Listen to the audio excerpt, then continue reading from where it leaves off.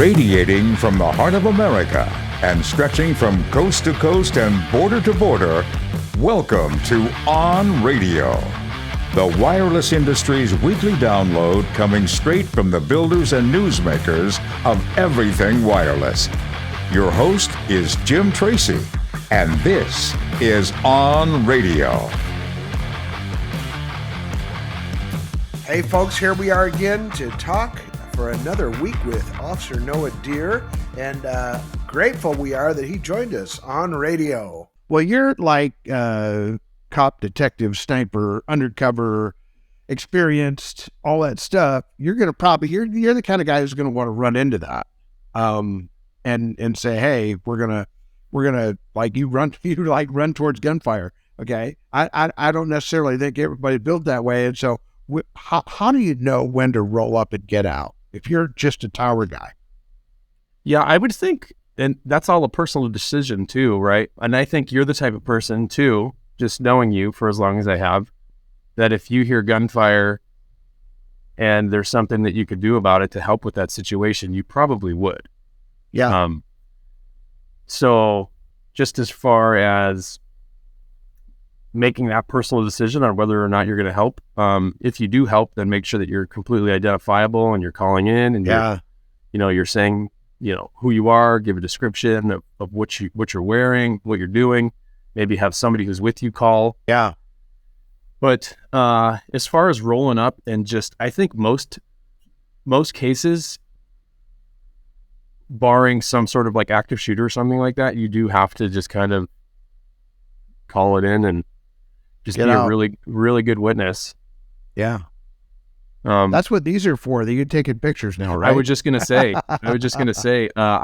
Every phone has a camera now, and it seems like every person is recording the craziest interactions. So, yeah, that's a great way to be a good witness, is record it if you can.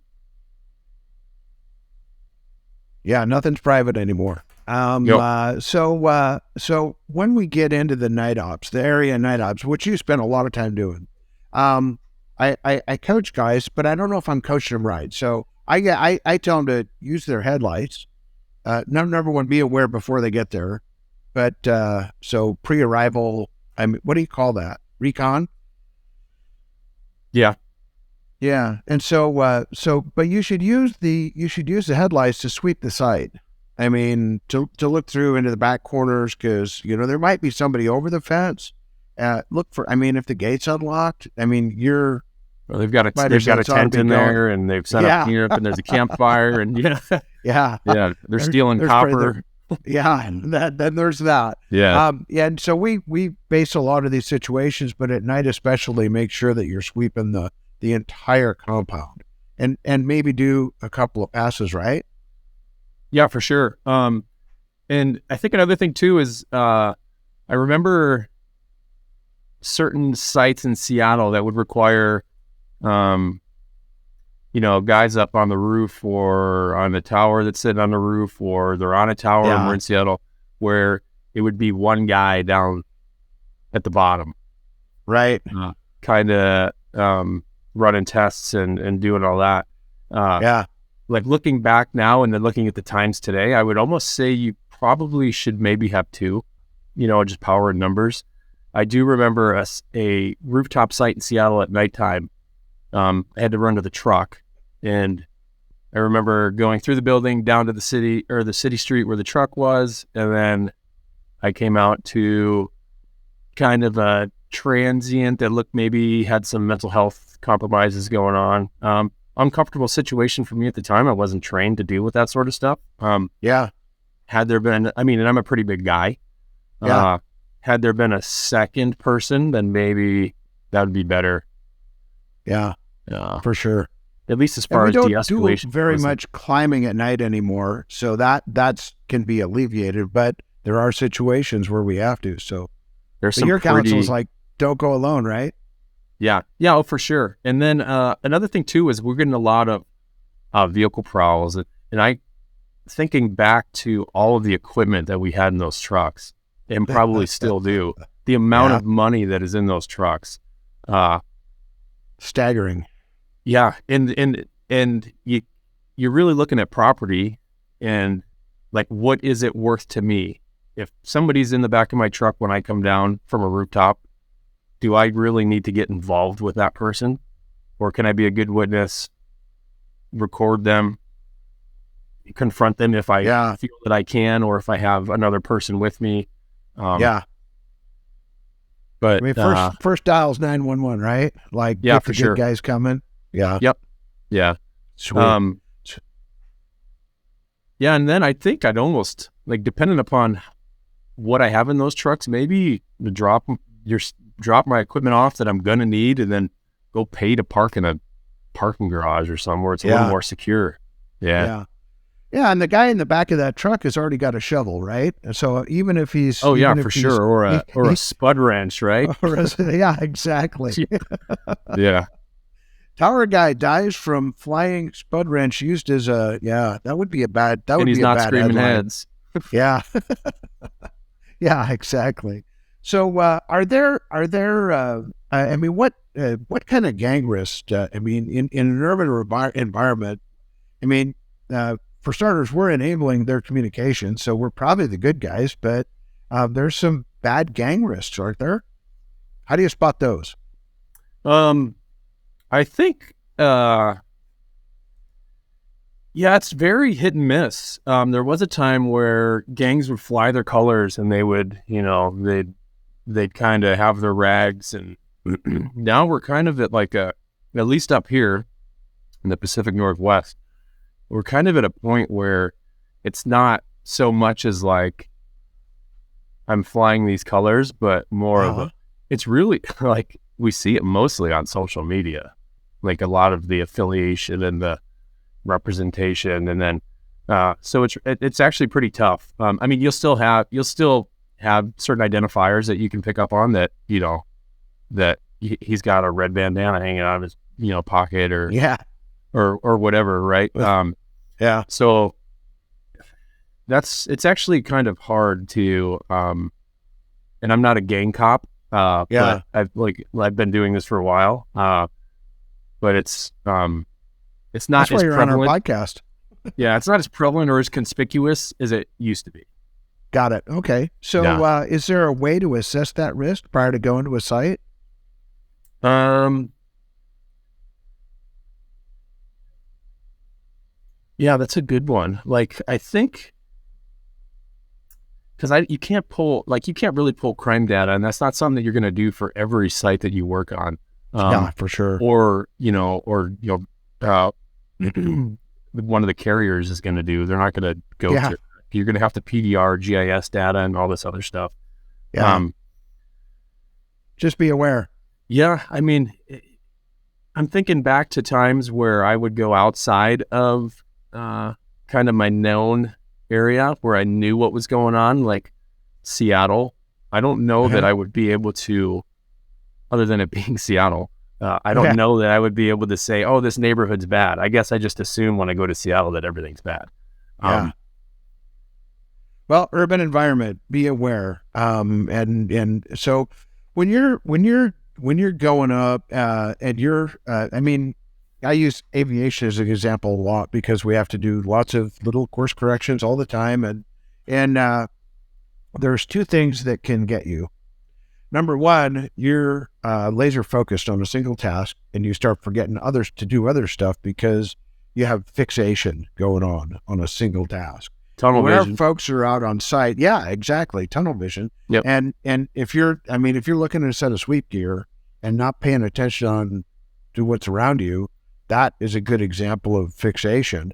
So that fixation, when you talk about a second person being on site, that's really good counsel. And the other one is task saturation. When you just we all got too much to do today, right?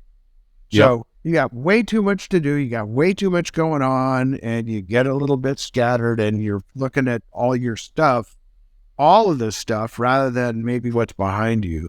So, in these urban environments, when we come up to I can't stress, and I think you're going to agree with me, how important it is to know what you're getting into, and like mean, what did you used to do? You walk in, you're going up to a site, and you have to stay situationally aware, but you pull up to that site, and all of a sudden you look up, and there's not a lock on it. Yeah, and that's just as far as staying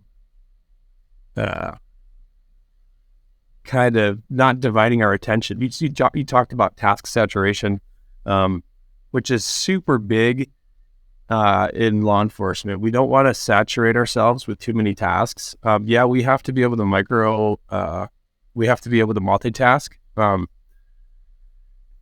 at the same time, you don't want to saturate with so many tasks that all of these little tasks, I'm doing a really crappy job of doing them. Yeah. Whereas opposed to if I focused on a small handful of them, I can do them well. And then the tunnel vision as far as a lock, right? So we come up to a site and we notice that the lock's been cut and the gates may be partially open. Yeah. You would think, we should notice that while we're still in the truck. What's that? We should be training ourselves to look for that while we're still in the truck prior to popping the door, You're still sitting in a locked truck. Yep. And then also, like, don't be so focused on that gate, right? Like, just because the gate's open doesn't mean that they haven't left, or whoever opened it isn't behind you waiting for you to get out and look at the gate that's open, right? Just kind of not being so focused on one thing and kind of keep your head up and maintain a kind of a 360 perspective of the site. And, for having something somebody like that, to check your six. Yeah, for sure.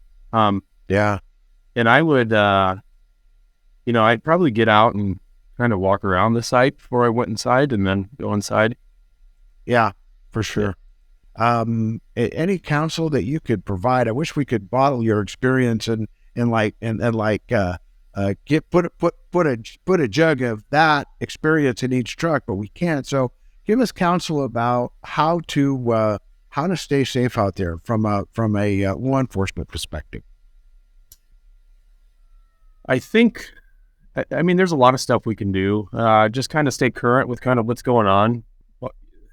The crime trends and stuff like that. I don't think that, like I said, we need to be pulling crime data for local areas on every single site that we go to. There's plenty. Just make sure that we're keeping ourselves safe. Yeah. Over equipment and property. I know that. We have a job to do, and we want to do that job, and if something's in the way, then we're going to handle it and we're going to do our job. But at the same time, we have to put value on certain things. And me, like I said, if I were to kind of interject with somebody that has, some nefarious activity going on around a site that we get to, then maybe I call it off and I go back tomorrow, or I call 911 and reschedule it. Right. Some of the stuff that we get hooked up in is not cool because there's storms. I mean, we don't run towards a gunfire, but we have to run towards the storms. And a lot of times we're toting generators around, and those are really popular when the power's out. And then we have to carry fuel, which now is actually, kind of an expensive commodity. When we're getting to sites, what's your best advice on really staying situationally aware in those type of environments where if somebody's out and about, they're either restoring power communications or they're probably not up to any good thing? Yeah, I remember we had a storm, I think, like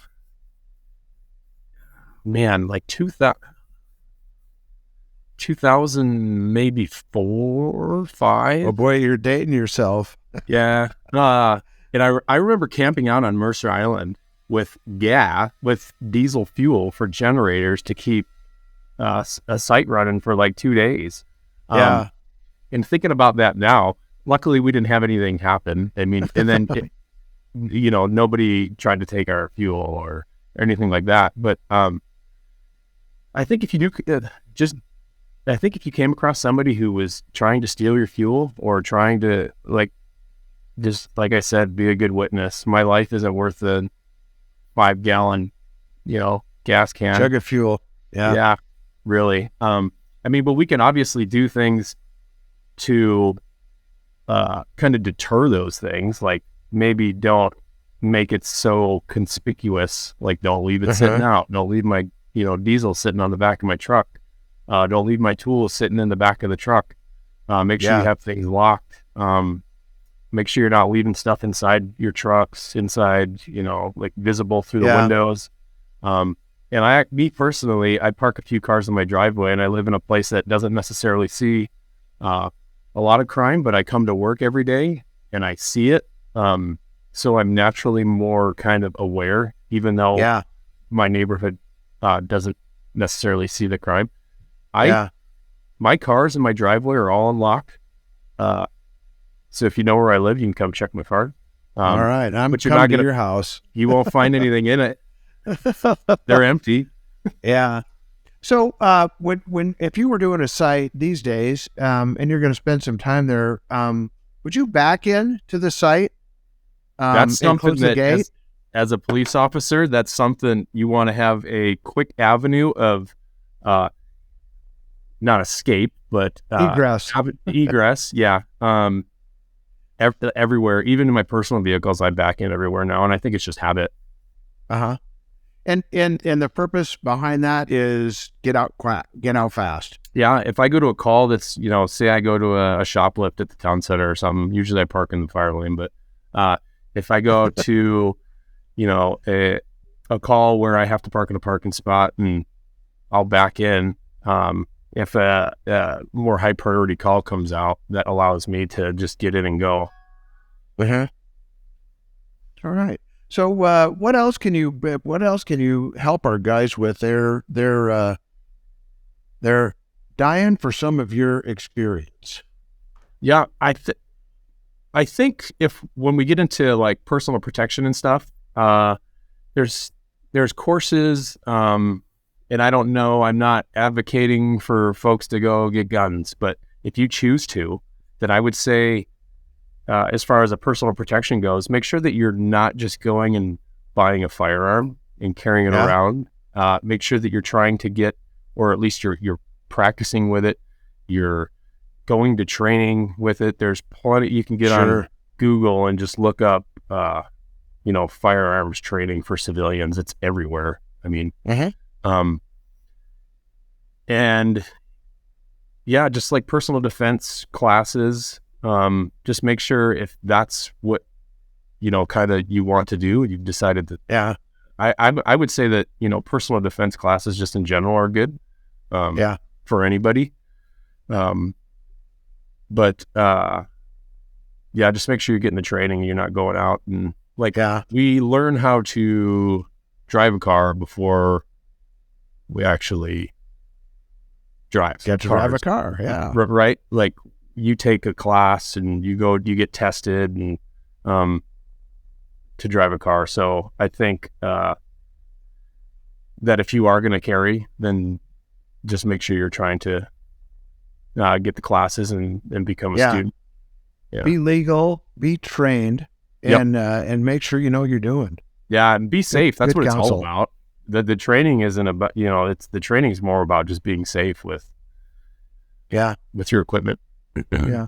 And also I would say that if you can't run a mile, you probably shouldn't be running into a fight. And so you better be in a little bit of good shape. And if you can't run away from somebody, then don't try and get after them. Yeah, I don't have to be the best there fighter. Might be four of them. The fastest. Exactly.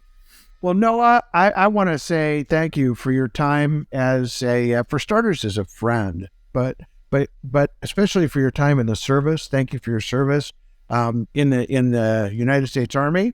Thank you for being a tower guy. You were a great one, and we have folks have tried to hire him back about a dozen times, and it's never working. But maybe hopefully he one day. can retire.